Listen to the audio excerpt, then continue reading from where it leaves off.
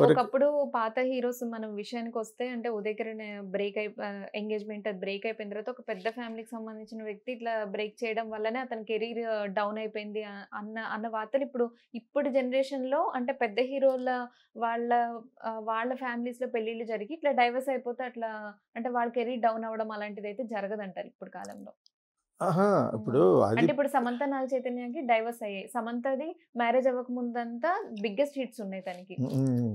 So, ఇప్పుడు divorce అయిపోయిన తర్వాత తన కెరీర్ తగ్గడము అలాంటిదేమి ఆ ఉండదంటారా? అమ్మాయికి కూడా ఏజ్ హ్మ్. వస్తుంది. హ్మ్. హ్మ్. చాలా సినిమాలు చేసేస్తుంది. హ్మ్. డివోర్స్ అయిన తర్వాత హ్మ్. అమ్మాయికి క్రేజ్ ఏం తగ్గలేదు. ఇంకా హ్మ్. పెరిగింది. హ్మ్. డివోర్స్ అయిన తర్వాత ఆవిడ అంటే ఇలా తెలుగు మూవీస్ రావట్లేదు గదా! కరణ్ 'ఖుషి' మూవీ తెలుగు ఒకటే. సినిమాలో ఆ అమ్మాయి హ్మ్. ఒప్పుకుందో లేదో మనకు తెలీదు కదా! హ్మ్. హ్మ్. తెలుగు సినిమాలో 2 సినిమాలు పోయినాయి. ఓకే. ఆర్టిఫిషియల్ ఇన్సెమినేషన్ మీద హ్మ్. ఒక సినిమా తీశారు కదా! అవునవును. అదేదో ఆ! అవన్నీ బాలేవు. హ్మ్. హ్మ్. లాస్ట్ హ్మ్. స్టేజ్‌కి వచ్చేటప్పుడు బాలేవు. హ్మ్. డివోర్స్‌కి దానికి సంబంధం లేదు. హ్మ్. హ్మ్. ఆ విధంగా అయితే నాగ చైతన్యకి రావాలి. హ్మ్.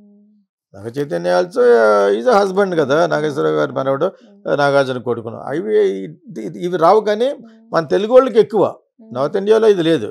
హ్మ్. తెలుగు అంటే వాళ్ళకి ఆల్రెడీ 10 ఇయర్స్ నుంచి